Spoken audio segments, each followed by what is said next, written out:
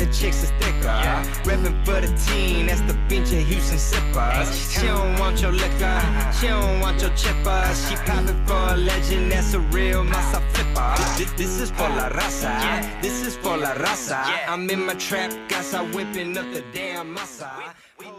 Buenas con la chalupa. Welcome to another episode of the What Did He Said podcast. This your boy, man, Chingo Blingo with the big tamarindo. I'm feeling good, man. I'm rocking my Patrick Ewing Pimp C edition sneakers. So I'm feeling good, man. I got on some brand new kicks. The Pimp C, the GOAT. And shout out to my co-host in the building. We have the lovely Marisol. I was talking about Rob. I thought Rob. I was gonna go in the Rob GTV, the lovely. I was about to say, did you just skip over me? Didn't even acknowledge that. Yeah, even she was thinking the lovely bearded Rob. Yeah. Majestic beard, as Chris Stefano said. Yeah, the fan is hit. He has his own fan for his beard. I do, yeah. We have to light his beard, so it glistens a certain way. That's funny. But man, thank y'all for tuning in. We're on a roll, man. It's 2019. We dropped the Luis de Alba episode. The first show of the tour sold out. Salt Lake City. Thank you, man. I'm excited. I just got back from Austin and San Antonio working on my material. I was in the comedy gym, and that was interesting. Some crazy shit went down, but I'm ready for this tour, man. I'm excited. It's so cool though, because we had in conversation, Rob had said, wouldn't it be so dope if the year just kicked off with sold out shows, and that's so cool. Thank you. That's what I say. You put it out in the universe, right? That and thankfully you booked me at a place first where I haven't been yet for comedy, so it worked out perfectly. Yeah. So you guys had been but never done comedy. No. He's been for music. Yes. Okay. Mm-hmm. Long time ago. Yeah. Mm-hmm. So when's the last time you went out there, babe? That was easily 10, 12 years. Oh, wow. That long. It was just random. Yeah, it was just random. They had this one Chicano rap mixtape mom and pop shop. Back when there was a thing called CDs and record stores. It was called 1G.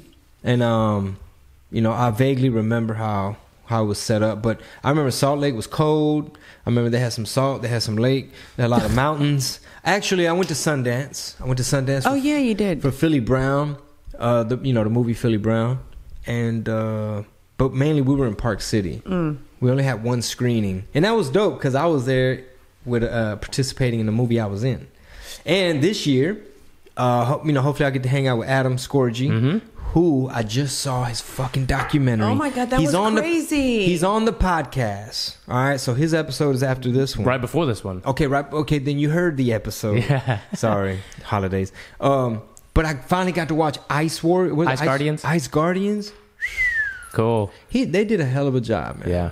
That's such a... I'm not even into hockey, but I was literally like, what the fuck? The footage of these dudes, slamming into walls, getting concussions, fucking teeth getting knocked out. Motherfuckers getting knocked out on the ice, bro. Yeah. This shit is like fucking MMA. And then when the guy broke down... No, but they even start taking, MMA classes. Yeah, they showed the evolution of this role, this position on a team. But, what fucked me up was when the doctors were explaining what Adam explained, which is, hey man, motherfuckers getting hit in the stomach and getting concussions. It's not that you getting punched in the head getting a concussion. They're going so fucking fast. They're just zipping on the ice, slamming into shit. It's crazy. That's why I don't do hockey. That's why I opted out. Once you get down into the rabbit hole of his other films, y'all guys are going to love them. Well, we couldn't find the other ones. Oh, really? Not on Netflix, at least. Okay. I don't know if they're on... I think they're on iTunes and maybe Amazon. All right. But the Culture High and the Union. That's the one we were trying to look up, Really? but it wasn't on Netflix anymore. Or if it was at one point, it's not on there anymore. Because that's originally what we went on to look for. Okay. We'll look again. Yeah, look again. But they're done so well. And then obviously the subject matter is your audience, I think, would really resonate with all... What you trying to say about my audience, bro? They're open to Mother Earth. Okay. I don't know if you trying to, generalize. Not at all. Because, the conquistadors came and they tried to crush our culture, but you over here perpetuating differences along the lines of class. And I saw Roma. No, I haven't seen Roma yet. I know. So I have been wanting to watch it, right? So I get to watch it about halfway and then he falls asleep. I'm like, it's not fun.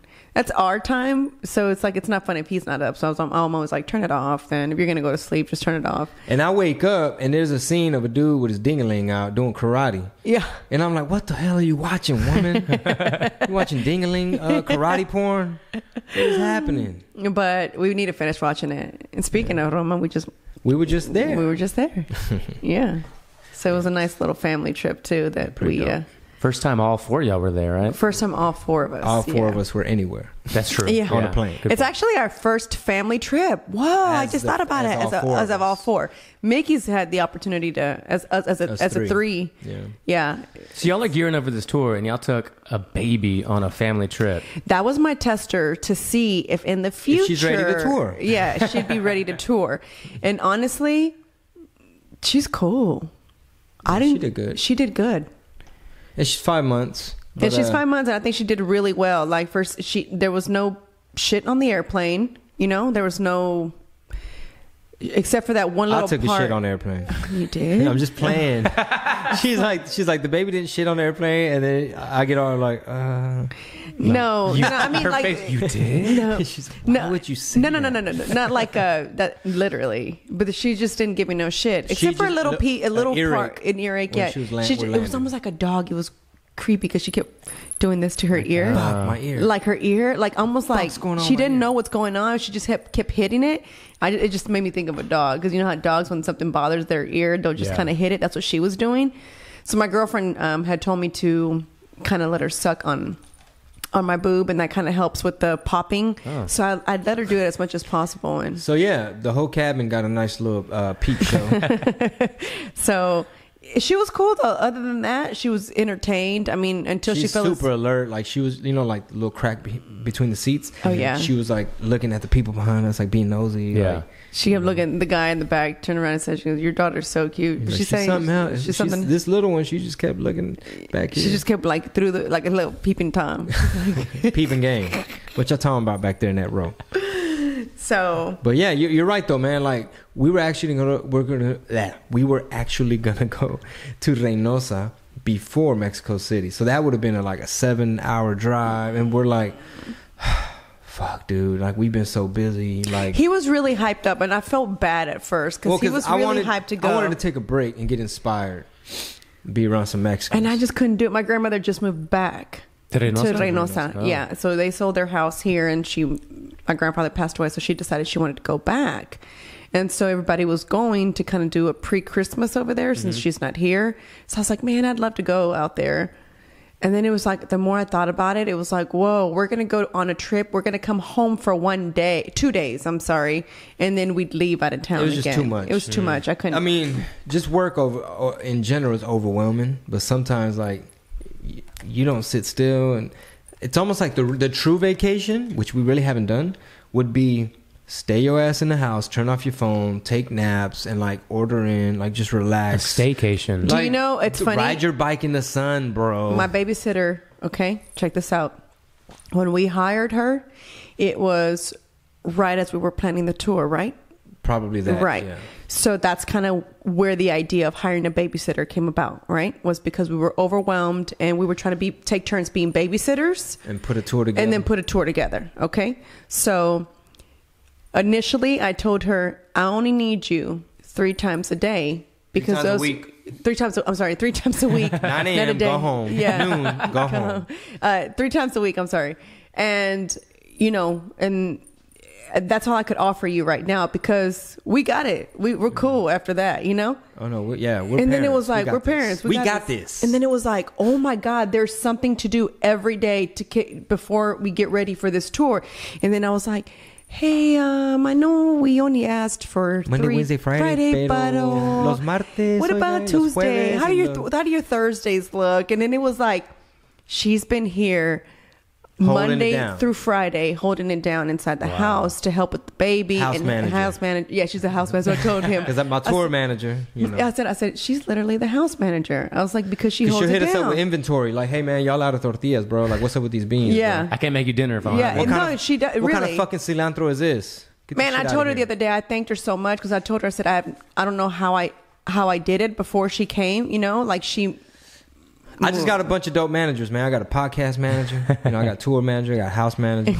I got a yard manager. And I thanked her, and she said, "Hey, when I first started, y'all said that this was y'all's break time. Downtime." She goes, "I've not seen y'all take one break." She goes, "Not one break." She goes, "So when is the actual vacation?" I said, Mexico City was it. Maybe. We weren't really checking emails and no stupid I didn't shit. check not one email. Remember, you said Oh, fuck that. Nothing. I sent you guys an email. I said, yeah, I'm not checking. I had not checked one email.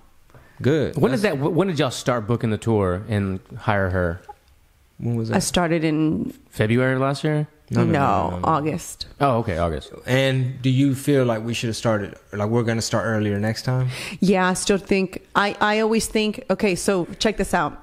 I've learned with every year. Mind you, this is not my profession. This so ain't I've my had- profession either. It's not my profession. You know, I am a sign language I'm interpreter just, by you trade. know, I mean, shit, I'm just, we just kind of good at it. You know what I'm saying? We make it you look go. good. Yeah. It's My bad. You went to school to get one degree, but you end up doing I went to college. totally something the different. Isn't life that degree. crazy? Yeah. I went to college to rap. That's true. Who the fuck does that? Yeah. Who has a degree and then fucking starts rapping? Yeah. So like other rapper friends are like, damn man, you rap pretty good. I'm like, man, I know my verbs, man. I know my my pronouns and shit. I know what an original apprentice is. So That's funny. true. I've never heard you say it like that. yeah, it's that's gonna be a new joke, like part of a big segment in this year's tour where I'm gonna talk about like, wait, how did you go from a rapper to comedian? Like you need to address the elephant in the room. And how did you go from someone with a business degree to a rapper, right? Although you've talked a little bit about that, but Yeah. still, it's still crazy if you kind of think about it, right? Because you get asked that every time. I'm sure somebody Yeah. interviews you. I don't know where I'm gonna go with the joke. It might be like one of those. Like, yeah, I went for 4 years, and almost like some Goodwill Hunting shit. Like I snuck in that motherfucker. Like they didn't know I was there, but I was in that bitch learning or something. I don't know. Yeah, but so prior to that, I thought because I kind of when I started helping him, I kind of helped him midway, right? So a lot of the stuff he was kind of doing he was doing most of it on his own. So I just kind of channeled in on what he was doing, diving into comedy. and then I was like, yeah, that doesn't work for me. And I'm like asking him questions. He's like, I know as much as you know. I was like, all right, cool. So then I started kind of paying attention as I would go into, because obviously I'm such a chatter. I talked to more people at the comedy clubs, like the managers, and I'd kind of ask, how does this work? How does that work? like she'll pull out a paper. So what does that mean? Yeah. Hey, I had a question. Mira, este papel, mira, guacha. Aquí I'm a little confused because the teacher didn't explain. Yeah. Basically. No, I told you the story, right? No. We're like Googling stuff. We were like, Googling stuff. As I Googled his first contract. Well, 'cause- his first negotiation. I did it just based off of Google. Man, I'm glad you said that. Basically, Google did it. No, like I have experience. Like I know like a little bit about contracts. I'm not a lawyer, but when it comes to like music business shit and just in general, I know what to look out for because I've gotten fucked over. Mm-hmm. So there's certain ways to try not to get robbed. Mm-hmm. But you fucked over. But you yourself said that the comedy contracts are totally Some of the different. Well, you know what it is though. Honestly, what it is in my music career, I didn't have an agent per se. I wasn't working with venues in that capacity. It was more like there was a promoter, there's a middleman Got it. who was just kind of contracted me, and then I show up to the cities. But if I had been doing more stuff with like House of Blues or more stuff with a venue like the Improv, then I'd probably have this type of paperwork and I'd know the terminology more or whatever. Well, neither one of us knew the terminology because I thought he did because this is his thing, right? Yeah. We were in our first apartment that we lived in, and I was sitting there in the middle. It was her apartment. I just left my toothbrush and my drawers over there. Yeah, he did. I was like, "Well, shit, what you finna do? What you finna do? You finna go to work? Shit, can I borrow your car? Let me drop you off." It was my Matter of fact, make a copy of that key while you bullshit. no. When I did hand him the No key, key, though, no D. Hey, That's how I got up in there. That's a new shirt. oh my god. What do you call it? So anyway, we negotiated the first contract based on like stuff from Google. So I did what is this versus that? What is that versus this? And then I was like, got it. Okay, we got it. All right. And he's like, all right. And he goes, I think it's right. I was like, okay, cool. So we both just went off of that. And then they countered. And I was like, Oh. okay, they countered. All right.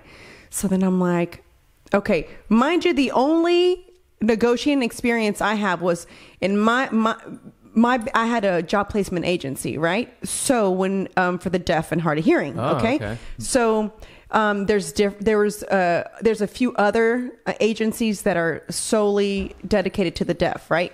And you had to kind of bid for contracts with Walgreens, who would hire deaf individuals to come work and so forth. So the only negotiating experience that I had was with Walgreens. Was negotiating to win those bids, which I did every year. Not to brag, but I did win them every year. So that's, I had that like I experience. said, man, she had her own business and her own apartment, and I pretty much let her know, like, look, no key, no D. So that's I just kind of took that. So we just kind of countered, went back and forth, and then it was like, hey, we did it. So long story short, that's kind of how we started. So I started in the middle of things and taking over. So I've learned with every year. This year, I thought I was ahead of the game by starting in August. It was still not. So it looks like it's going to have to happen in the month that we're off, like almost July. So our off time is really work time. It's really work time. But that's look, when it's going to have to start. But look, we can't complain, man. I'm loving the way this tour is kicking off. I mean, from the visuals, the execution. Like, I want people to look at, the photos of it and how the poster and how the merch booth looks and the banner. And shout out to David Melgar, like creative director. I know my weaknesses. I'm not finna style myself and take pictures of myself. You know what I'm saying? You got to get the right photographer and all that. And, off top, like, for instance, let's say you have like Fluffy. He has his brand, his image, his look, his persona, and his fan base. And you got, like your Mike Epps or Kevin Hart, just different comics have different approaches. I want people to look at my shit and be like, man, this motherfucker can sell cologne, goddamn it. Yeah. What you selling, man? Some tequila? What's going on, man? Because, but I'm just proud of where the material, how it's coming together. Fucking Salt Lake City sold out. We're hitting Florida after that. And the great thing is that we improve every year, from the tour, the merch, your material. I mean, everything improves every year. The podcast. I'm going on year 5. Shit, boy. But you've improved. I got to see Pete second show. Right? Yeah, wait till you hear this new material. You're gonna compare it to whatever the. It was funny. So I saw him do his second comedy show ever. And so I was surprised that he invited me to go, because he kind of didn't want me to see his first show. So I was like, oh, okay, yeah, I'll go. Well, it was San Antonio, and I was trying to see, what's up with that Riverwalk balcony. You know what I'm talking about? Anyway, I swear, this boy. She's like, oh, you trying to say, so what you trying to say is you packed a lunch, is what you're trying to say.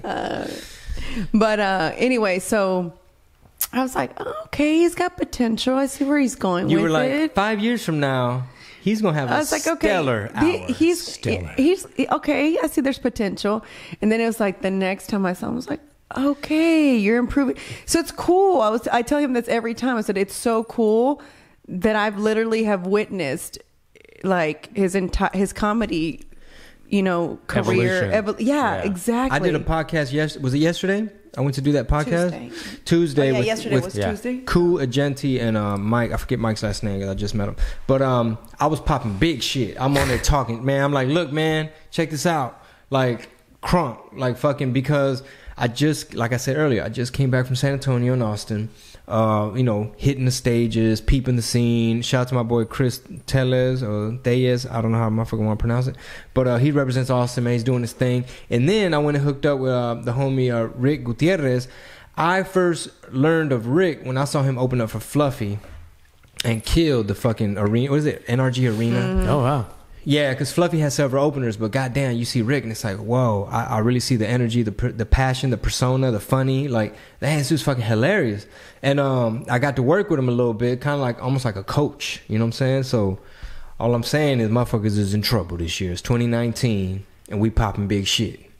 And to think it all started just by Googling something. When people would ask me questions about marketing or ask me questions about even business in general, the first thing is like, well, how do you even approach that, right? The first thing I'd always say is take out your phone and Google it. How do you build a business plan? YouTube. Google it. Yeah, seriously. That was your answer, YouTube. Yeah, but that's where everything starts. Like, if they take the initiative to at least do that first and then ask questions, then I take them more seriously. But if they don't, like, you haven't even Googled it, man, you don't know where to start. True. So when comics that's like me with music producers. Like, hey fool, in machine software, like if I want the 808 to like, they're probably like, bitch, get on YouTube, motherfucker, get off my goddamn email. Exactly. Yeah, it's weird how things work out, but I'm excited for this tour. It's going to be awesome this year. We're going to different cities, so it's going to be interesting to see how everything works out. Hey man, and I was talking big shit on that podcast, bro. I need to get a copy of it, and I need to maybe say some of that shit here. But basically, I was saying like, look, man, there's either two ways this shit could turn out. When motherfuckers say, so you used to be a rapper, but now you're doing this comedy thing. Either you used to be a rapper, you're doing comedy, and you're not taking it serious, and you're not all that, you're kind of whack. Or B, I don't know what I don't care what this dude used to fucking do. God damn, people pissing their pants, like jumping out the aisles, like level, destroy your fucking room, and you're doing your fucking thing so you can perform in front of anybody. I don't give a fuck if it's old folks home, all black room, all Hispanic, all Chinese. I don't give a fuck. Like Montreal comedy, like festivals. You could just put him on stage. He's got it from there. I don't give a fuck if it's military base. There's no limitations because we know the work we're trying to put in. And that's what the fuck. I got, float like a butterfly, sting like a motherfucking bee. Soon he's going to have a right hand and a left hand. Hey. You're like, dude, you're really psyching yourself out.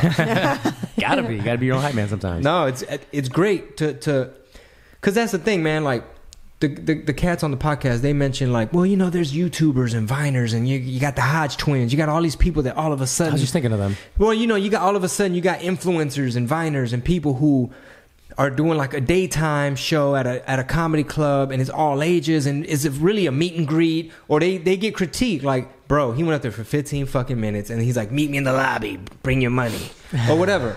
And the way I look at that is this: if you're Mr. Oh, I used to do, you might know me from this, whatever the fuck it may be, and now I'm just kind of finessing y'all and I'm just getting money. You're a fucking fraud, you're a fucking bitch, and you're fucking whack as fuck. And I don't know how you even sleep at night because you're not even putting in the work and you're whack. Like if you're unoriginal and you're just fucking whack as shit versus, oh man, the guy, I don't even know if he used to YouTube, Vine, I don't know what the fuck, but goddamn, this guy is hilarious. Like everything, stage technique, the writing, I mean, holy shit.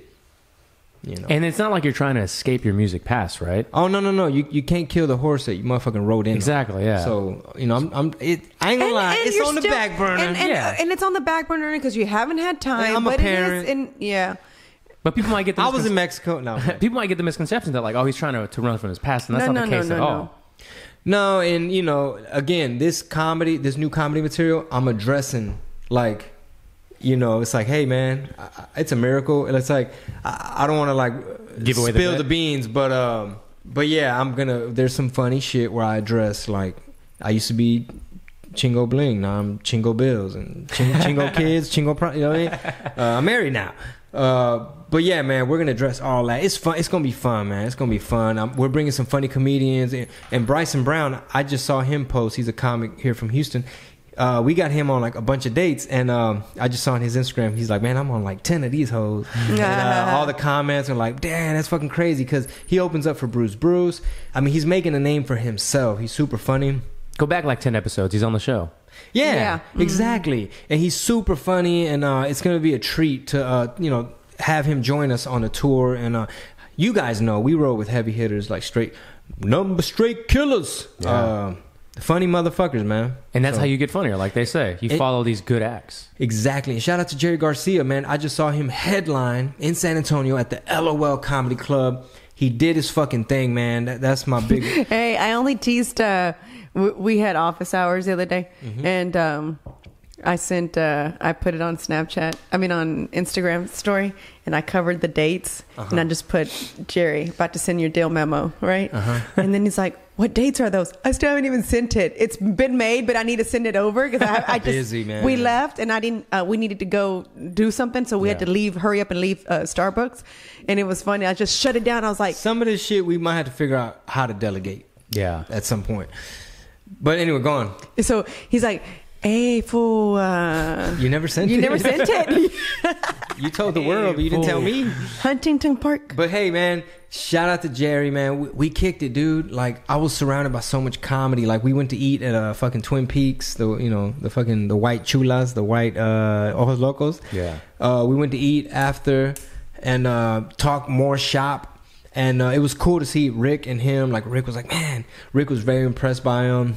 he's like, damn, Chingo, this is the type of cast you rolling with. You know what I'm saying? And we need to have Rick on the podcast. yeah, definitely. So we'll get with him. You know, that's the OG. That's Mick. I'm Rocky. Customado, Tyson. Oh, okay. Good references. I learned so much, man.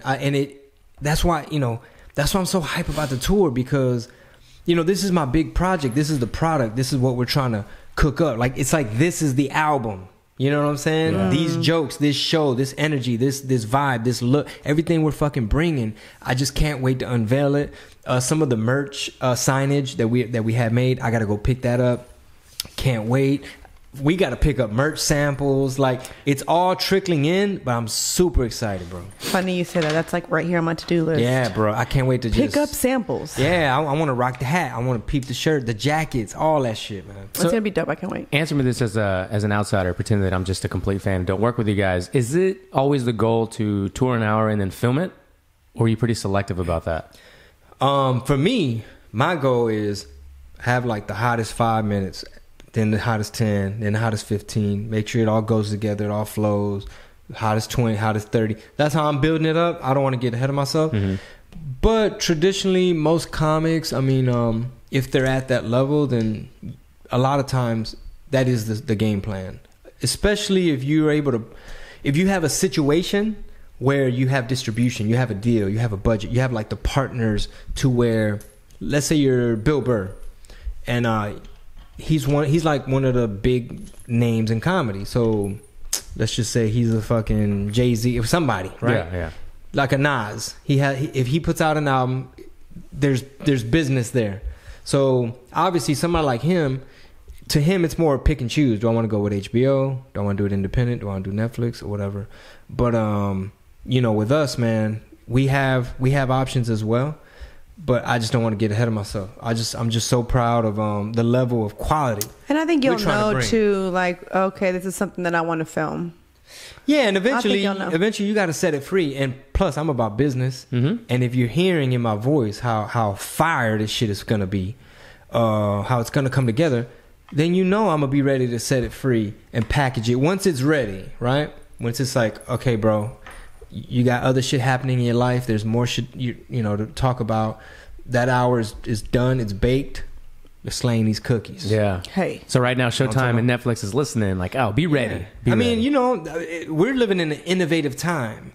You know, so really, there's all kinds of options, and I'm willing to take risks and take chances. So you never know, man. I just heard about Vimeo on demand. Like, you could fuck around and say, hey, man, $1.99, you could rent it, or $2.99, you could buy it. I mean, there's so many options. Mm-hmm. I bought a Gary Owen special off his website for like $5. Dude, I love Gary Owen. The file, he's dope. The file went to my computer. Nice. So I didn't know you could do that.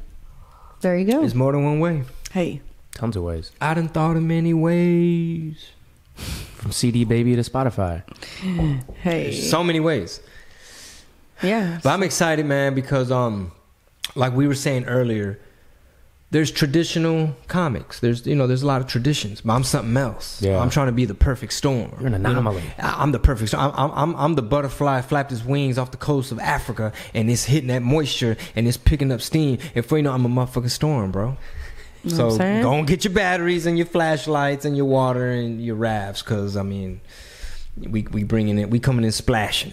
Have you guys brought any normalcy into your life since y'all so busy with the tour? You guys peeping anything that's interesting? Any shows? Any? First of all, movies? shout out to our backyard. Oh yeah. Let's not neglect Cochita Axelrad. If this was a coffee shop, it'd be so popping. It looks like a daycare, but you know, we're gonna put the little, like, what are they, like, the lights? What are they called? Edison bulbs. The little Christmas Edison bulb lights, make it look festive. Maybe like a little fire pit thing. Some nice seating.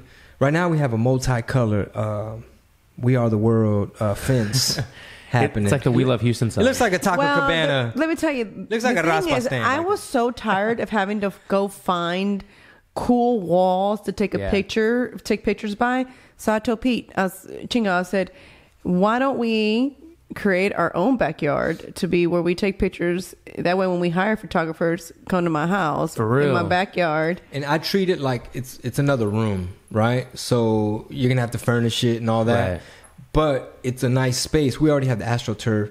it's a nice space to where the babies, can hang out. Man, y'all can take some cool summer pictures back we there. We could color back there. We could have wine. We could just. I can't wait. Like, but then again, it's Houston, so we're probably gonna be getting fucked up. It was by funny. mosquitoes. Yesterday, I was telling him, I was like, "What can we do to keep these damn mosquitoes away?"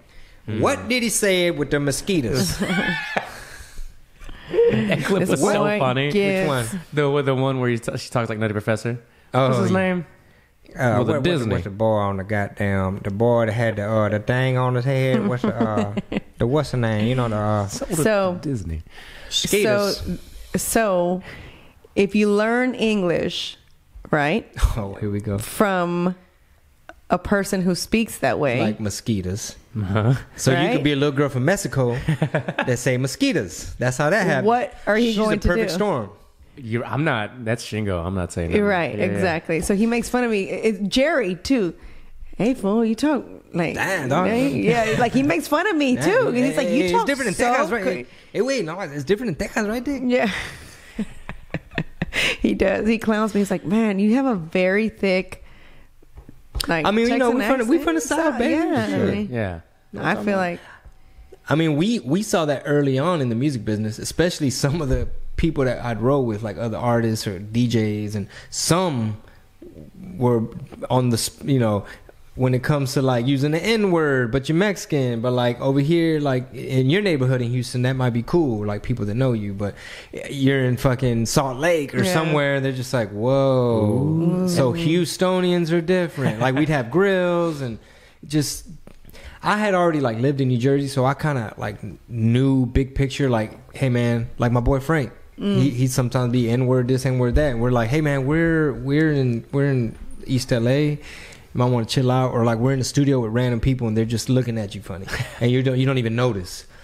But anyway, everyone's ass just puckers up. Yeah, the first time I went to New York, we were on the subway, and so I asked the person next to us, like, I don't even know what it was, and he just stared at me. Mind you, the New Yorkers are known to be rude, right? That's what their whole little thing is. So I was like, okay, he's not responding. I guess it is true. New Yorkers are fucking rude, And then he goes, you're not from here, are you? I was like, no.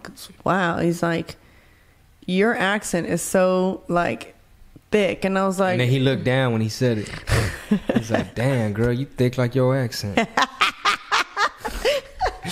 thicker than the Texas accent, girl. Check this out. Speaking of that, I was walking the baby the other day. Walking the baby, Rob. I'm pushing a big old stroller, with purple right? hair and white yoga pants. and I'm like on the phone with my aunt, and it's funny because she's like, we're having this whole conversation, gossip. And all you hear, gossip.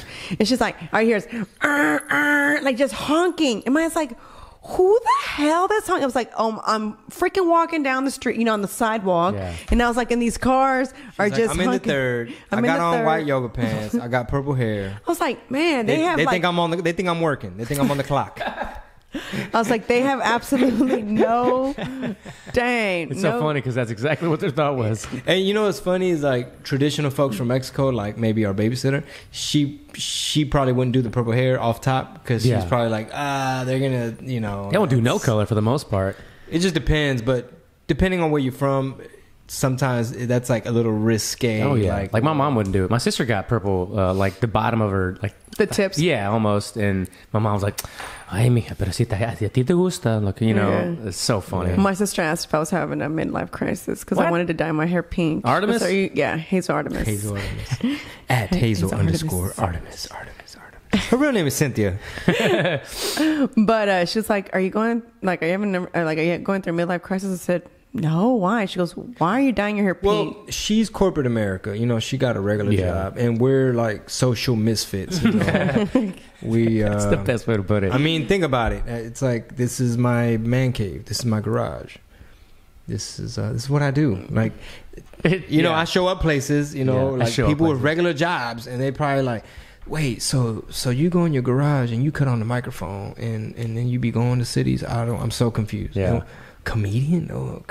I was thinking about right now when we were coming back here to work. I told Penny, all right, boo-boo. I said, Mama's got to go to work, right? And I was like, when she gets older, it's gonna be funny. Like I can see her like knocking on the back, like coming back here. You know, like are y'all like? It's are like, you almost baby, done? I already told you. She'd be like, Daddy, what do you? Baby, I drip sauce for a living. Okay, I spread vibes, and you know, we got game for sale. Basically, you know, she's gonna be wearing the Chingo Bling baby attire. Right. At career day. What is, my on. Daddy drips finesse for a living. She's hilarious. That's how he keeps a roof on our head. Speaking of your sister, it's funny. Marisol said she turned her Instagram account private. Oh yeah, she's getting so many messages. That bad? What? Yeah. Like a lot of messages. Maybe because we were like did her whole commercial. Like, look, man, she's single, bro. Like, she in the house right now making tortillas. Which I lied. I made that up. It doesn't matter. It's fucking Uber Eats. Because we trying to get her. Trying to get her out there in 2019. Come on, baby. You got it was funny. I was like, oh my gosh. I was like, she's like, this is before she had heard the podcast episode. So she's like, it's so weird. She's like, I've been getting all these requests. She's like, it's really weird. She goes, I don't know what's happening. And I said, have you not heard the podcast episode? She goes, no. I said, we totally mentioned you. She's like, that makes sense. You know? And now she's an avid listener. Yeah. Well, I made a clip that we didn't even use. I just made it for fun, but it's like the whole minute of you talking about it. Yeah, I might have to put that up. I'm gonna have to go through the text and find the video. I think I sent it. Someone sent me a message and they said that they never really like cared to look at the podcast. Like it's an app obviously on the iPhone, but they've never really cared to. They didn't know what it was. They just never cared to, like they were not podcast listeners, so they didn't care for it. So she said that she decided to get on, and she's like, well, what is this podcast that she talks about? And then Chingo's talking about, what is this? So she says she listened to it, and she's like, oh my god, your sister? Like, no, some a follower, and she's like, I'm obsessed with listening to it. She's like, now I can't wait till the next episode drops. And I thought that was pretty cool, right? God, like y'all are doing that. Like y'all are introducing this to people that just have never even opened that app. She said that's exactly. She said she's never opened the app. Some of these improvs when we started, they'd be like, I live up the street. I've never stepped foot in this place. Or the improv people saying like, we've been in this neighborhood or this area for the longest, and a lot of these folks, we couldn't figure out how to get them in. So that's just it. You know, it is what it is. You know, we got a whole nother little vibe happening with the demographics. Right. And we said that we were going to start doing these. I told you people will send me messages and ask for advice. For sure. We need to start doing that little segment because I'd love to hear feedback from like the listeners, what they would have, what opinions or what advice they would have. Maybe we'll what advice you guys would have for these people. Or maybe we set up like a Google. There's different ways, right? I think Theo Vaughn, he does maybe like a Google Voice, and you can actually hear the person ask. It's more work. Like either they send a video, hey man, gang, I want to know, blah blah blah. But then it's, then you got Joey. He just shouts your name out or whatever. So we could do it how we want. Well, I said I would keep it anonymous to these people who've been sending me that. I'm not going to put their names out there. And they said they gave me authorization. Well, damn, sounds like they want like some for real help. Yeah. Hey man, don't tell nobody who this is. keep this between us. It's funny because I wonder, like, I mean, for the most part, I have it together, but. It's funny that people reach out for, not funny or just crazy how people will reach out for advice. Like, what would you do type of thing? And it's like, I'm glad well, sometimes it's easier to analyze a problem when it's not yours. Right. Yeah. Outside. Total outside in. Yeah. My mom used to tell me, she's like, when I used to work at her hair salon, she's like, and that client would tell me what's going on. She's like, she's been my client for I don't know how many years, and she's never gotten that deep, like that. You're deep just a receptionist, and I'm just. She goes, and I was a receptionist at my mom's hair salon, and they'd be like confessing everything. I was like, "Ma, did you know that?" Blah blah blah blah blah. She 15-year affair. No, and she'd be like, "Really?" She goes, "She's been my client for. She's like, never told me that." I said, "Well, she just told me." It was. She's funny. like, Monica Lewinsky has been getting her hair done here. Had no idea. And that's kind of what this reminds me of. It's like these people feel like they can come to me, which is pretty cool. So thank you to all the people who do send me. What would you do? Yeah, you're kind of like a therapist when you do this. And what would therapy Soli for do? Yourself. What would Soli do? It's a new wristband. Yeah. So I think that's pretty cool. So I guess at some point we need to kind of touch base on these questions that have been coming in. I just kind of been like, but all of them, I've asked permission already. So when we do it, they've all given me their written release. You can go ahead and do it on the podcast. We just find a way to like figure out where in the show, like if it's in the middle, like something you cut to, or at the end, save it to the end, or get it out the way in the beginning. However we want to do it. Mm-hmm. Especially on these Hanging with the Blings fan question episodes, which those are like 2 different ones that we're going to be doing on it. Like today, the day we're recording this, we just dropped the first like full fan question episode, and this is kind of like a Hanging with the Blings, but the fan questions could also be a different type of show. Shit, I'm confused now. So a Hanging with the Blings episode versus a fan question. It's just a Q&A. The other one's like a Q&A. And Q&A this was just whatever. Yeah, just hanging out. Yeah. The bread and butter, getting together. Salt Lake City, sold out. Thank you. The salt in the lake is right here. Thank you, Lord. Are you going to be nice? Like, are you going to be good now? No. See, here's the thing. I get a little overwhelmed sometimes. When you have like a almost like this is my big project that is my material. I guarantee you that I'm going to interrupt him. If he were dating anybody else, they probably would have took me into like a psychologist. But really, here's the thing: is long story short, man. I know it's necessary for me to get this act, this comedy, hour or whatever, to where I want it to be. It's just going to take a lot of time and focus. And as long as I know I can carve out, a couple hours out the day for the writing and everything I got to do, then we cool. But I'm getting into that groove, and so sometimes I get a little antsy when I'm just like, it's like you feel like you procrastinated. And now it's like, I need to go study. Well, what I was trying to tell you before you were like, wait for it. What I was trying to say is, for a fact that I put the baby to bed between 8 and about 9:30. Mm-hmm. She pretty much is out by 10, right? Yeah, it takes that long. So even if you don't get it during the day, at least that during that block of hours, you're able to go do your study hall, as you call it. So that's what I was trying to tell you earlier. So instead of having a little hissy fit all day about not being able to get your study hall in, at least you was getting a little fussy. He needs some milk. Sometimes I need to get tucked in. In sign language, you go like this, like put it in, like embed it in yourself, like put it in there, like look at it and remember. Okay, I know that from 8 to 10. So I just need to know what time is our kick it time. It's 10 usually, because after you're done. So 8 to 10, this is going to be our schedule. Well, unless you don't get to do it. No, I'm saying unless you don't get it during the day, because yesterday you were feeling like you didn't get it because we were so busy. I had it scheduled for the evening, so it happened. Oh, you did? Yeah, I'm sorry. I thought you were trying to get it done during the day. No, I had it scheduled, but it looked like it was going to start getting pushed back just because it's like, can you make me the bottle? Or like, hey, and it's like, hey man, I got to really fucking focus. Like, it's driving me nuts. But as long as I know what time our kick it time is and my study hall time is, then we cool. Well, if you get it during the day, then our kick it time is always as it is after the baby goes to bed. Really, I could just sneak up on you and we could just start kicking it. We might give you never know. Sometimes you could sneak in a little kick it session in the daytime, and you ain't got to wait till nighttime to kick it. But we good as long as I have my daily time set aside, like no distractions whatsoever. I'm going in, like I'm either like memorizing my script, I'm rehearsing, I'm open mic, which we talked about this year. That's what we were going to work on, is how we set our podcast time up, right? And so this is so that's the same way you do that. It's the same way we need to handle how you'll be doing study hall. Do you come back here for study hall? Yeah, this is new. I barely did it yesterday, bro. That's a great idea, though. Well, I learned this shit in high school, man. I mean, she says most people do study hall, but I lived on campus. All high schools. Did you have study hall in high school? I lived on campus, though.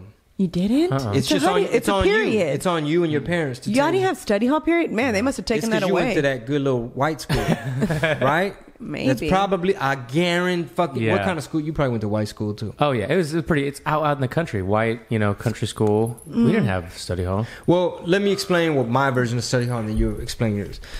So up until 8th grade, I went to public school. Long story short, somehow, some way, I snuck on the bottom of a ship, and I ended up at a prep school in New Jersey, like super fucking white.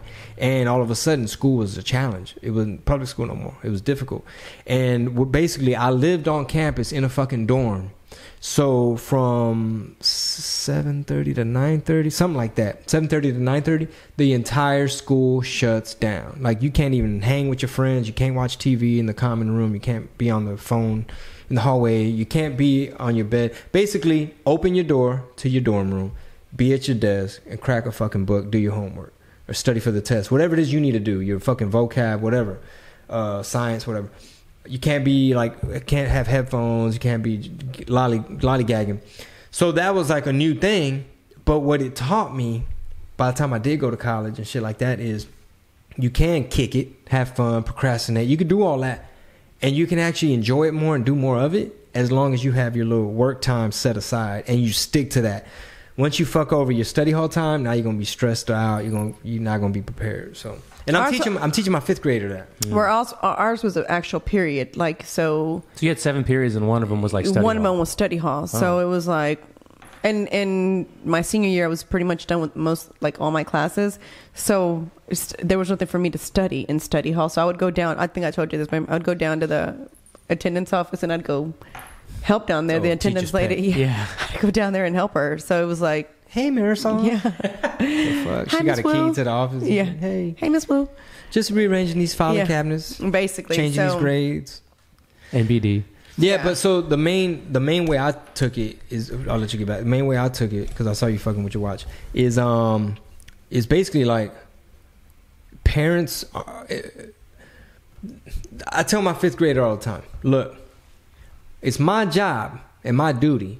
Like, I need to be more strict with you because it's not up to you sometimes. It's like, no, I'm just going to play with slime real quick. Or I'm just going to watch YouTube. Or I still got to shower and then I'm going to eat.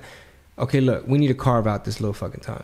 So it's easy when it's stuff like she's learning capitals and states to where we set that time aside and she was getting it. So it's like, see, so it's just a way. It's like if you're telling yourself, hey man, like in college, some people, it was their first time with any kind of freedom. Your parents aren't there to tell you to do your work. So some people went fucking nuts and they just did party. My motherfucking ass is like, oh, cool, what time the party start?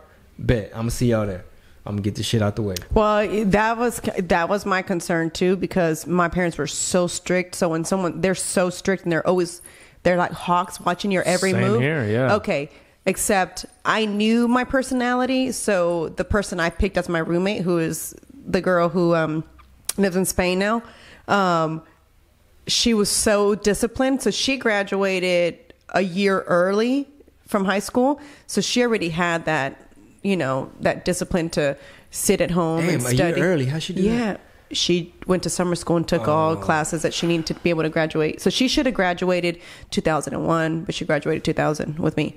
So she was disciplined, and it was funny because I'd be like, hey, so-and-so invited us to come over to their pool, do you want, she's like, well, I kind of got to study for this quiz. And I was like, damn, she's right. So she was self-disciplined. She was self-disciplined. I was like, damn, she's right. I was not. And then I'd go to my room and I'd have no choice because it's like, damn. This shit applies, it applies to everything. And I'm going to just use stand-up as the example, which is, if you want to be more confident on stage and just confident with your career, you got to be prepared. Mm-hmm. And I now, like I was saying, man, I kicked it with Rick. He was showing me some writing techniques and, showing me how to approach, the game.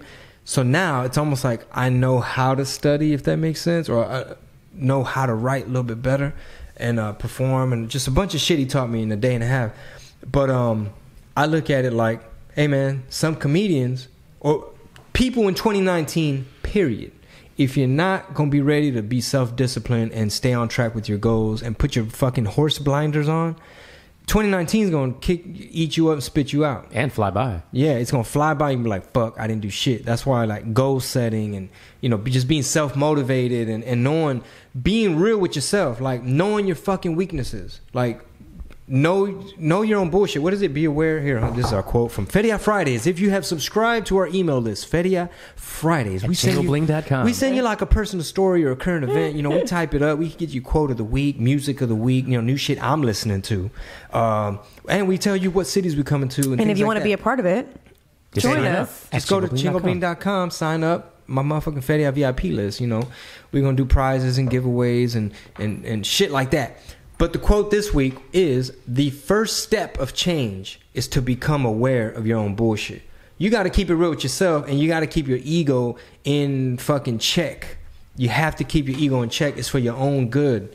You know what I'm saying? That's That's just me speaking to myself as this is a note. Yeah. Like I did that podcast the other day. They're like, man, like you're really humble for somebody who has like so much shit going. I was like, look, man, I'll be shooting myself in the foot if I start to believe my own bullshit.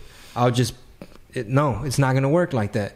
I know where I'm trying to go, and there's only one way there. You got to fucking work and no excuses, and you know what you got to do. Yeah. I don't know if the Book of Five Rings is where this is from, but the quote that goes around a lot of Rogan Circle is, once you understand the way broadly you see it in all things. Whoa, slow it down. Once you realize what? Once you understand the way broadly, you see it in all things. Broadly? The way. Broadly. Yes. Then you see it in all things. things. What does that mean? Like once you see it in the big picture, like example, big... like what you just said right now. Like once you understand that in 2019, you got to be self-disciplined, or it's going to fly by you and do shit. Then you understand that in all things. Like me and my baby, we got these journals. Passion planners. Not just journals, passion planners. So we got this passion planner, and I recommend it, but just any kind of goal-setting tool, whatever it is your thing. If your thing is you got to journal every day just to get your ideas down and not fucking be panicky and overwhelmed and fussy. Sometimes we get fussy when we don't know what time kick it time is going to be. And we both do it. I'm guilty of it. Like I'm annoyed. Really bad. I'm like annoyed and by it. And that's the ego for me. Sorry, go finish. No, and hey, I have something funny to tell you. So the other day I'm like talking about this couple, and I'm like, yeah, like this, like I'm totally dogging the couple, and I'm like, not dogging them, but I'm like, yeah, they do everything together. Like they go to the store together, they go out together, they don't even have friends. I'm like, and then I'm just looking at her like, you do know you're talking like that's about what us. We are. And she's like eating cereal or something, and as she's saying it, it's like, I mean, what the fuck? Then you get a lot. And then she realized like, oh fuck, that's us. I was like, that's so us. And I just went to go give him a hug. I said, because we're so used to, because she be egging me on, you know what I'm saying? My baby keeps me focused. But you're way more organized than me, and that's been a huge help, cause she got me my fanny pack too to help me get organized. But like the passion planner shit, that's not, I'm Chingo Bling. I'm not a passion planner kind of guy. But again, man, if you hear it in my voice, man, we not playing no fucking games, man. I've been telling y'all for the past 6 episodes, like this tour, we have a big vision. That's one of my, New Year things. Resolutions? Ese pedo. Is bigger vision, bro. Hey, man, we ain't got time to lollygag. We got some surprises for y'all. We got some fucking surprises for y'all, and we're putting in the work, and shit's brewing in, under the scenes. There's some shit in the email right now. It's stuff we're not announcing yet, but we got big shit popping, man. And I want to be, that's why I'm putting in the work, because I want to back it up. I'm not bluffing, And I'll give you an example. In the gym, I was jamming a little Drake. Now, we get it. Drake is a Nickelodeon guy, right? We know he really ain't a gangster. He's Canadian. What's wrong? Why are y'all hating on him? No, that's what I'm going to say. This is what I'm going to say is I was jamming him for a reason. Oh. It's because he's a fucking winner at the end of the day. Say what you want to say about him. He's going to back it up. Speaking about that, I forgot who told me. I don't know who I was having a conversation with. I think it was my little cousin. I think she said, oh, I can't relate to like Khloe Kardashian or the Jenner. What's the one that's making all the money? Kylie Jenner. She's like, I can't relate to them because they come from money. I was like, no. I said, here's the big picture that you need to see. It's okay if you don't relate to them because one, it's not their fault. They come from money, right? It's like they're just their parents did it. But two, you got to look at the business side of this. This girl got smart. She used her platform, what she had, and ran with it, right? Mm-hmm. So she saw the big picture. She saw the opportunity. Mm-hmm. And she said, I'm finna do this. I'm trying to peep your platform. Boy. See what's going on with your opportunity. As cars are honking. Say, and her hair's pink. Say, girl. And I was like, man, they probably thought you was a porno chick, Pinky. It's a black porno girl with pink hair. Oh my God. I'm not saying y'all built similar. Chingo would say but, that. Hey, maybe they like Pinky, and the pink hair, subconsciously, it's like you was throwing it out there, like, oh shit, she might be on that Pinky stuff. But Latinos Fuck Tour, Salt Lake City, sold out. Yeah, but what you were getting at is, so Drake saw the big picture. Kylie Jenner saw the entire Kardashian crew saw the big picture. And you know, one thing about the Kardashians is I'll relate it to the comedy game, which is this. With the Kardashians, sometimes people are quick to critique and judge and not peep game and peep the big picture, which is, oh man, she just did a sex tape and they just got a little reality show and the daddy's a tranny and fuck them hoes. They just show off their ass all day. Yes and no. Yes and no, Dick, like Jerry was saying. Yeah. So it's kind of like, yes, at what is it? On the surface, sure, you're absolutely right. There was a porno tape and all this other crazy shit going on in that family.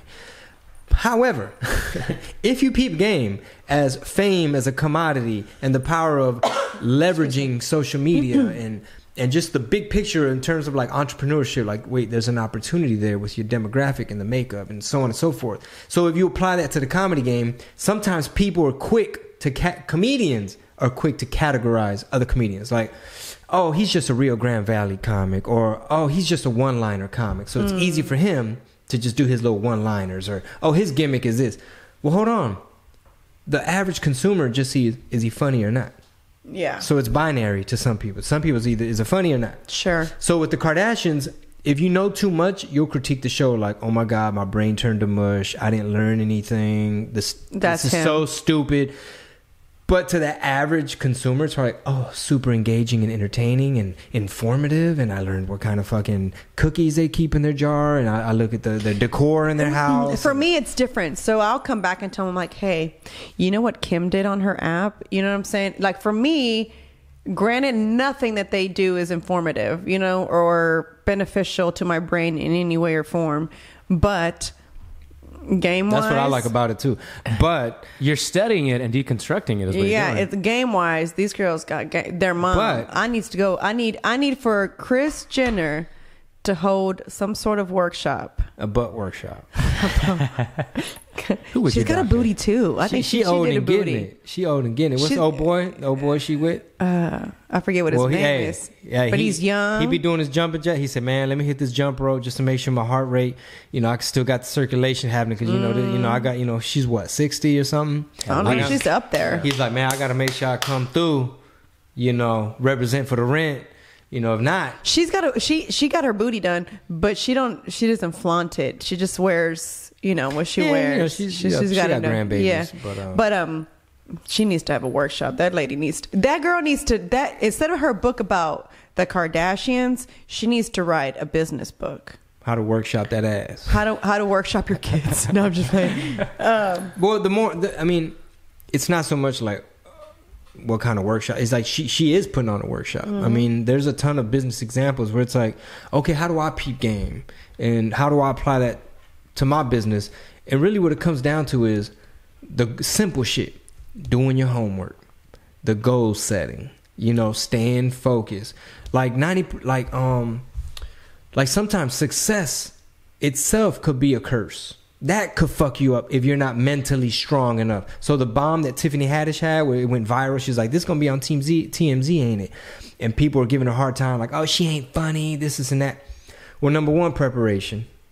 Do your homework so that don't happen. Two, now you just learn from it, and where's she going to take it from here? Because you just have to be mentally strong so you avoid trying to get in those situations where you're like, fuck, that joke didn't work. She was also drunk. I didn't know that until after the fact. That's a big factor. That's unprofessional. Very unprofessional. I'm so glad you don't drink. But you know what's funny? Let me tell you something. I sit in the back, right? So I control the music and do all that at the shows. I know if Chingo has had one drink, two drinks, or how lit, or if he smoked, or something happened, something's a little off, and then and then he'll get off the first little segment, and then I'll text him and be like, "You good?" He's like, "Yeah," and I'm like, "Okay, did you do something? Like, you know what I'm saying? Like, did you partake?" Yeah. He'll be like, "Man, I shouldn't have had that little shot." Man, them pins, man, that oil pen, the vape pen, that shit, that shit's a mind eraser. Right to the dome. But here's the thing. In order to do what we do, like to go up there and be engaging and make people feel a certain way and be focused and make it feel like a nice, fresh performance, like, man, this isn't even a monologue. You have to be present. You have to be in the moment. And it isn't necessarily always weed or wine or anything that might throw that off, but you could be in your head. You could not have confidence. Maybe you had a rough start to the day. Maybe you had too many motherfuckers in your face. Really what it comes down to is like preparation and just that experience and doing your homework, so that when you have proper mic technique and proper stage technique and you know your fucking script inside and out, and you know your attitude, your energy, your confidence, then it really, you can't even blame the wine or the weed. Then it's like, man, that muscle is so developed. So that's how I look at it. Like, for instance, me going on last and doing a solid 45 or a solid hour, that's a different muscle that needs to be developed.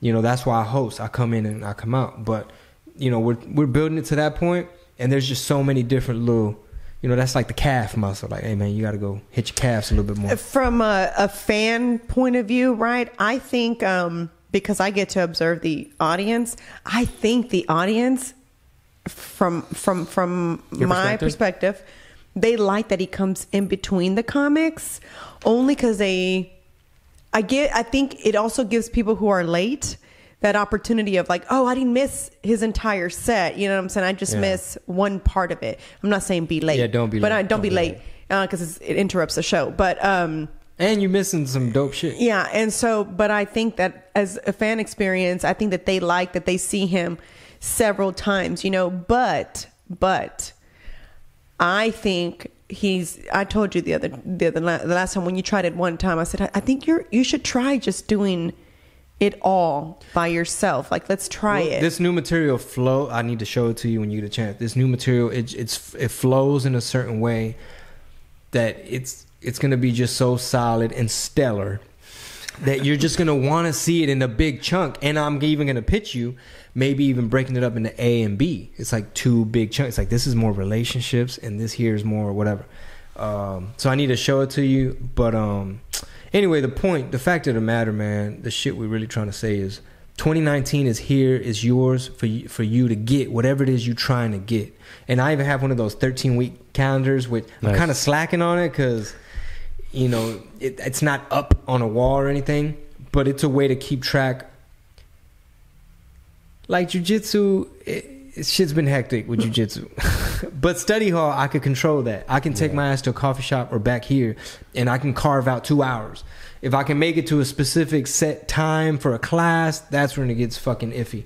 But I think my problem right now. It's like, so I do my best to make it to spin, and I do my very best to make it to the conditioning class at the jiu-jitsu place. Spin happens more often than the conditioning class, but it's true because I was telling him, I was like, yesterday. That's why a Peloton bike, you know, you can get. Oh yeah, people love that thing. But we already discussed that, boo. I know, and not only that, but I even have a membership to 9 rounds, which is there is no set class time. You go in and you start, and you not. I mean, they're closed at a certain time, and they don't open to a certain time, but you go in and get your workout at your leisure, and there's going to be a trainer there, and there's going to be the bell ringing, and there's a thing you're supposed to do. And even that, I haven't really made it to. But, you know, we was in Mexico City. We got a nice backyard. We've been busy as a motherfucker, and Latino as Fuck tour is finna be lit. Really, that's my main thing, bro. You know. Well, this month alone, you're super busy. We're just out of town for 2 days. You're going to be out of town next week. Yeah, and then the show start. And then January's so every done. week you're out of town, babe. So shout out to Austin, Texas. I will be out there with Jeff Shelley and Bryson Brown at the Cap City Comedy Club. I've never been there, never performed there. It's not an actual tour stop for me, but y'all get to see me work out some new shit. That is actually on the Tuesday. On the 15th, the 15th of this month. This drops on the 30th, so they will have missed it. Fuck. Well, hey, if you went, thank you. And I'm curious as to... What's up? I'm curious also, we're going to Salt Lake City, and I'm just wondering if we're going to get to... In this case, we went already. We went already. Oh, yeah. Yeah. Whoops. But go on. Yeah. Well, I want to know if we're going to be able to go snowboarding. No. It's all about carving out time, because shit like that, I've never done that. So I look forward, that might even be a joke. Like, I just look forward to those experiences because, number one, it humbles you when you don't know what the fuck you're doing. Are you going to ski or snowboard, babe? No. I want to snowboard. Skiing sounds like you controlled falling. coordinated as I am, I couldn't do skiing. It was my brain just didn't get it. Have you ever done that? No. My brain didn't get it. Now, the snowboard. My brain didn't get it. It just couldn't. It couldn't get going. Oh my God. Wasn't happening. She'd be like, forget it. I was like, I know. brain. I'm not even gonna go. My brain wasn't getting it. That's all I want to say. And I was on the slope, and my brain wasn't getting it. Yeah, getting him on the slope is going to be another thing. Let's see if you'll really do that, because he doesn't like heights. Hey, He doesn't do heights. I mean, it's not a zip line, right? It's controlled. It's not a roller coaster. It's not going to just drop. Chris D'Elia just has a video he put up on his Instagram. Did you see it about skiing? It's ridiculous. If you follow him, go check it out. I don't want to spoil it. Okay. Okay. Yeah, he's funny. I want to see that. Oh, he did one where he's like, "Hey man, want to go?" I fucking love that clip. The breakfast one. It's like, no. He goes, I do the same thing every day because I know what I like to do. Hey man, do you want to go play football? Nope. See you later. Hey, do you want to go on a trip? No thanks. It's so funny. Haven't we had this conversation that Keep it simple, man. I told him, I was like, I am so proud of myself this year, because I told him, I said, I don't want to go anywhere for Christmas Eve. I want to stay in our house. I was like, I don't want. Usually you feel obligated to like, oh, we gotta go, and you're going out of your way. And I know it's time for family, right? But this was our first year, us like little foursome, you know. Family, yeah. And so Mickey and us three have had plenty of Christmases together, right? But this was the first time it is all of us as a unit, you know. Penny's first Christmas. It's Penny's first Christmas. So I kind of wanted it to be a little bit more personal. So it was like, you know, I didn't want to offend anyone. I didn't want to, and I was like in my brain, it was literally like, okay, how am I going to do this without no one getting mad? You can't be everywhere at once. Yeah. Like I even told my mom, I said, this is what I'm going to do. You're more than welcome to stop by. I have no problem with you stopping by the house, you know, but I'm not going to your house. And we told his sister the same thing. We're not going to stop by this year. We're going to have it at our house. You know, we'll come by and visit later. But I was so proud of myself because we did it. And I felt not a bit guilty. Usually I'm like, damn, babe, we should have gone, huh? What do you think? He's like, no. I'm like, you know, he's good at he's way better I'm at the same it way than as me. him. Man, he is good at it. Over it. Just really, man, look. You know, I've been away from the family. I mean, you know, my family's my family, but I don't know if it's that, what is it, a narcissist sociopath or something. But there's just like this weird part of me where like sometimes I get in my own zone, especially when I was like pursuing the music career, like just forcing music, like nonstop, 24/7, that fucking type A personality, compete, win, go, get it done. To where it's like I missed a lot of weddings. I missed like a lot of Christmas, not like my parents' birthdays and sisters' birthdays, stuff like that. But you know, sometimes like, oh, toda la familia se va a juntar acá, es la hija de quién sabe qué has a quinceañera that you never met them. But nah, I'm like Chris D'Elia on that one. Like I can't. We have shit. Christmas was iffy because we had a pack for Mexico City. It was one of those like, man, we're supposed to do Christmas Day over there. And then my friend was in town, the one who's in Spain now, but was in Italy, who we stayed with. The one that graduated a year early. Yeah, the one that graduated a year, my college roommate.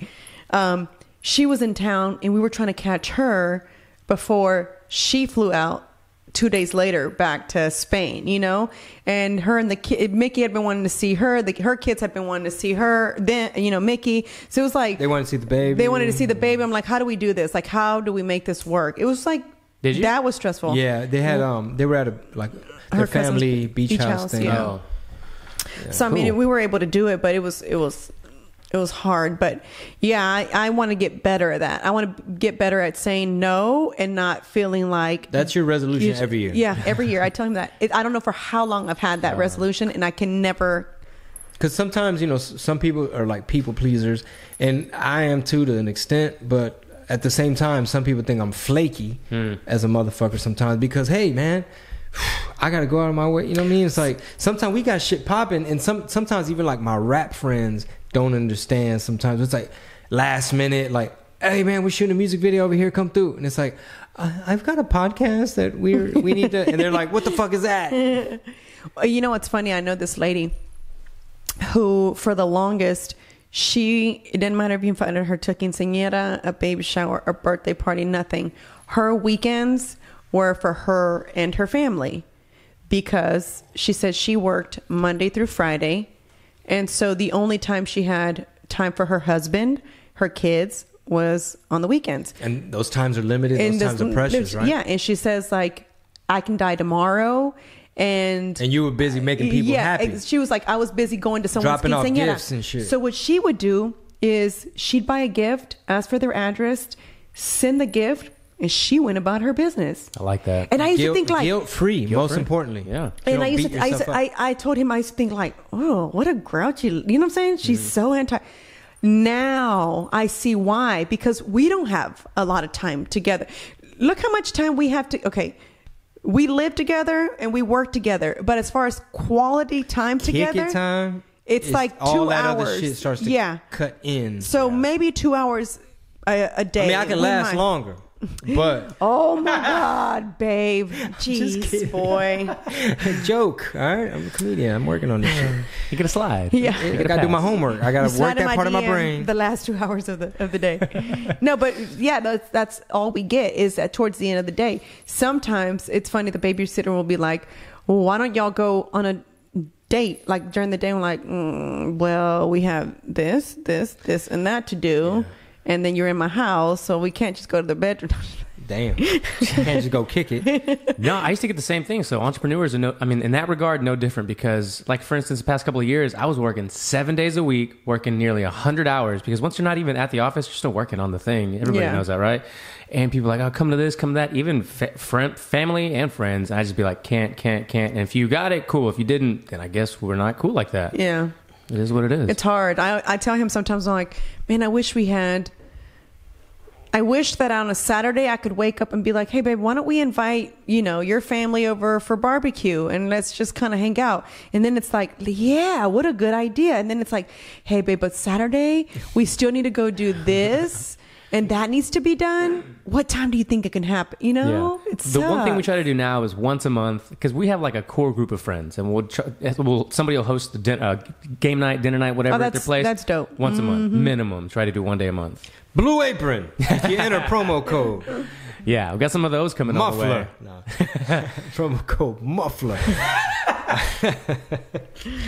Oh, we got Blue Aprons coming, and we have a Blue Apron card. Too. We have a gift card. My girlfriend who was in town. Oh, okay. So we need to figure out. I need to use it this month. Try to use it this month.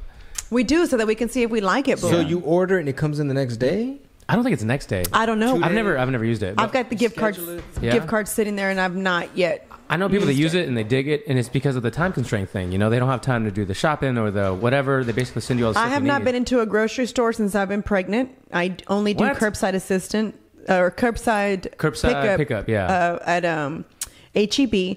If I go in there, it's literally because I forgot something and I forgot to order it. But ever since Pete's sister told me about it, when I was pregnant, it was when that there was a lot of the flu going around, and she was like, hey, you're pregnant, you should probably be careful, because you can't take anything if you're sick, you're pregnant, blah, blah, blah. She goes, I just tried curbside. You should look into it. I was like, oh, okay.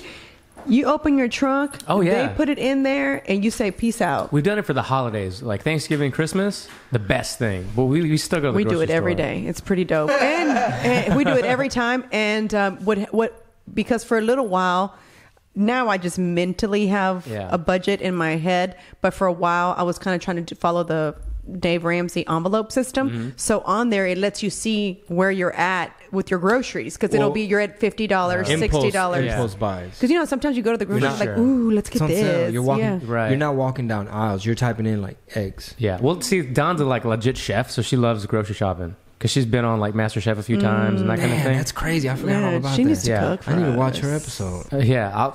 Actually, you know what? Let's do we should do a day night at our house. Watch party. But she comes and cooks. Yeah. Whatever, man. That's where it's going. What do I need to buy? Yeah. That's like the babysitter. I'd be like, what do I need to buy you this week? Oh, you know what? Groceries? We'll do Thai food.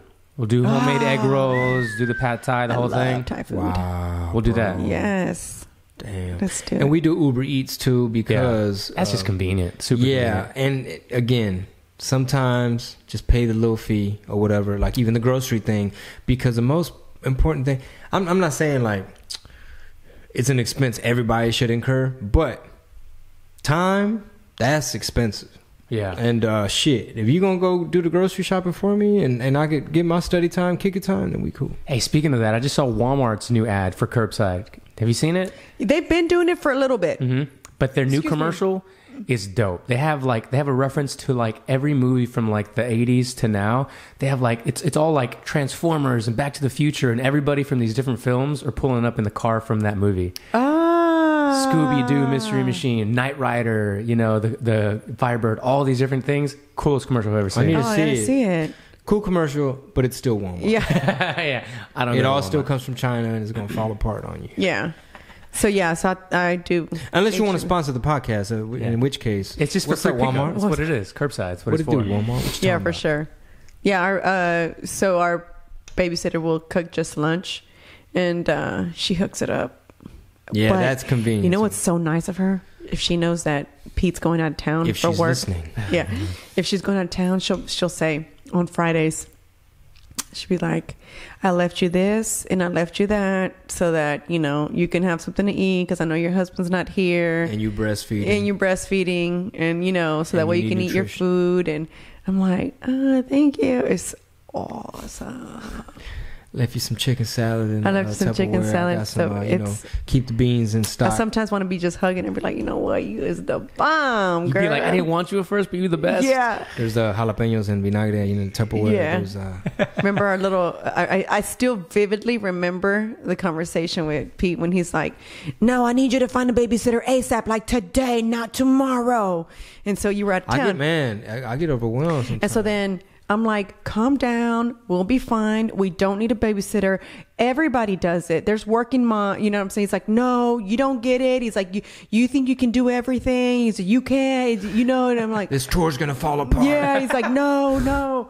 And I'm like, all right. So he's like, I mean, like serious. So he's out of town, and he must have been serious because then he texted me later that day. So did you find someone? Did you call someone? I'm like, dang, how did he know I hadn't even done it? So I finally text this lady that I know, and she's like, actually, I have someone for you. She's looking for a job. And so when I talked to her, I said, well, I was like, let me talk to my husband first, and then I'll see if you can come. And then that was my way of kind of pushing her away, you know, like I really didn't want to. And then I called him, and I was like really not trying to get one. Well, otherwise the podcast would have like wah in the background. Yeah. And then he was like, so yeah, tell her to come tomorrow. I said, welcome to another episode of shh. Yeah, shh.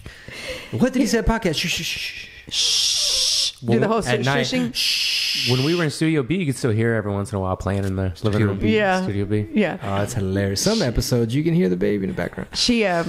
And then I told him, I said, hey, so she wants to come tomorrow. What do you think? He's like, yeah, she should have came yesterday. And I was like, should have been here a week ago. Yeah. I was like, okay. And I called her back. I said, so do you want to start Monday? She's like, no, I can start tomorrow if you want. And I was like, okay. So she comes Friday. Hustler. I like it. And I was like, big time she is, right, babe? Yeah, and she's a hard worker. She's a hard worker, yeah. And she came, and we were like, cool. And she was like, I felt like I know I was making her uncomfortable because I was like watching her like a hawk. As I'm trying to work, I'm still like watching her. And she's like, I'm not letting her work. She's like, I cook pretty good. Yeah. I'm like, okay, that's not how I do things. Like, you know what I'm saying? I was already like. But one of the coolest things, man, is just like the cultural thing of like, you know, the babies here, you know, growing up with like a very Mexican upbringing, like from the food to the sounds to like the cartoons. We're like, oh shit, all these Spanish song cartoons. And so, I mean, Penny doesn't talk yet, but I don't think she understands English. Yeah. Like, I don't think she understands English. You got to show her Boss Baby. Boss Baby. Boss Baby on Netflix. It's cartoons. No, in English. When you started showing her like English cartoons. And the reason when you I get don't think, to English. Yeah. Oh, we're not there yet, bro. Yeah, because I don't think she understands. Because sometimes I'll say something like in English to her, and she's like, and then I talk Spanish, and she'll just like start smiling, like, okay, I get that. Oh, that's my tone. Yeah. I know what that means. She's funny, but I think frequency. that's. I don't know why she don't get it. My brain ain't getting it. Whoa. She's gonna throw something at you eventually. I made you sound like straight up trailer hit. Yeah, I know. Cletus. Yeah, like, yeah. My accent's not. I don't hear it. Skater. You hear it? No. I don't know how we're gonna fix See? them skater problems we got back there. I mean, I hear little, you know, Sometimes, some words. yeah, little nuances. Say Wednesday. Say it. Wednesday. You're gonna sound You heard it, out? Lulu? Yeah. Wednesday. Wednesday. She's dead serious, dude. Yeah. Yeah. So the moral of the story, man, is you gotta Deep have, in the heart of Texas. if 2019, if you're really trying to make 2019 work for you, you got to make sure your team is in place and you got your mind right. Have your ego in check. The ego is the enemy. You're not going to get anywhere. It's going to lie to you. And you know what happens too with the ego, bro? It was January 3rd, January 4th. I was getting momentum because I started doing my my easy habit changes, like water first thing. I don't drink enough water. Way too much coffee. But like water first thing. Just, it's a mental thing. It's the app I'm doing. So I'm getting a little bit of momentum. I'm having the right mindset. And the ego knows. He's like a little devil on your shoulder. He knows, fuck, if he gets his shit together finally and gets that momentum and keeps January 3rd like this throughout, then he's not going to need us anymore. So we better like self-sabotage. So I might have picked a fight with Soli that day or something, but that's the ego. That's the ego, and it's based on fear and just insecurities and all that. You got to kill that motherfucker, bro. Because 2019 Latino is fuck tour. You know what I'm saying? We putting in the work because the ego is in check. Hey. You know, and if you want to consider yourself competition with me, you can. But you know, whoever, if you one of those people, then you need to pay attention to what we got going on and maybe check your ego, because that's fucking you up. Because we got our egos in check. That's why we winning. So Latino as Fuck Tour 2019, first day already sold out. Shout out to Salt Lake City, and we putting in the work, man. We coming in with some heat. You know, you should also say get your tickets as soon as, because some of them aren't, the links aren't up yet. But if they're up yet, you might as well get them, because these shows are going to sell out months in advance. Well, actually, I had to make some corrections on the Eventbrite, and I noticed that Midland, Texas, the ticket sales are pretty good. And sure, we did like the main announcement with all the dates, but we haven't gone in like specifically for all of them because they're further down. But hey, shout out to Midland. I'll see y'all. It's gonna be good. Yeah, Waco. And that's why at every show, when I post pictures, I always thank the fans. And I seriously, like, I'm not just saying this, but you know, he has some of the best fans because they're super duper supportive. Yeah. They're like, I'm lucky. Yeah. Two podcasts that already have, you know, the tour in the cities ahead of it, 2 email drops, and then the social media work that's been done so far, and ticket, you know, they're already trickling in.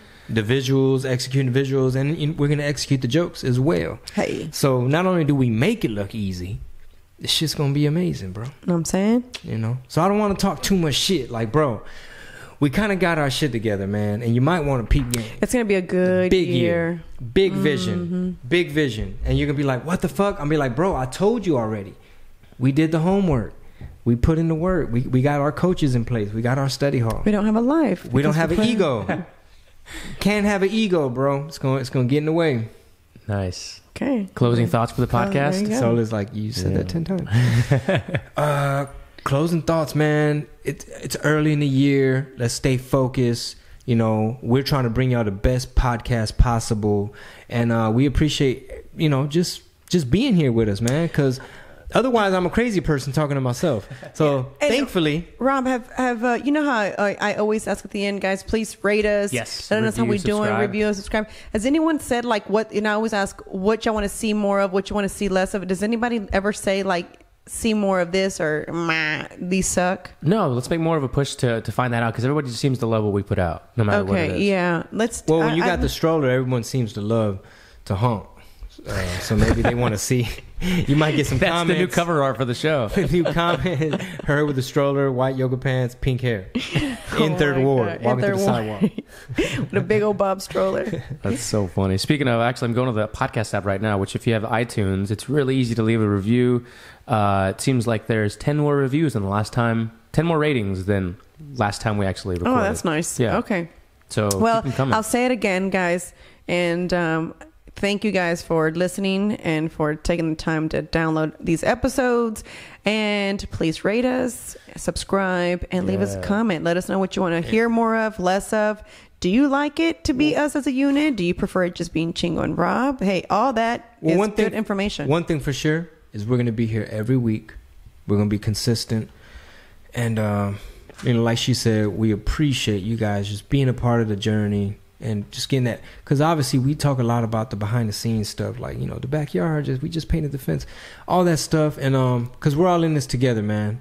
We're regular folk, and we want the same shit y'all want to. I listen to podcasts how maybe y'all listen to podcasts, and we just want to be the one y'all can count on. Mm-hmm. Hopefully one of your favorites will be here. Hey, cool. Know what I'm talking about. And with that, we out here. Peace.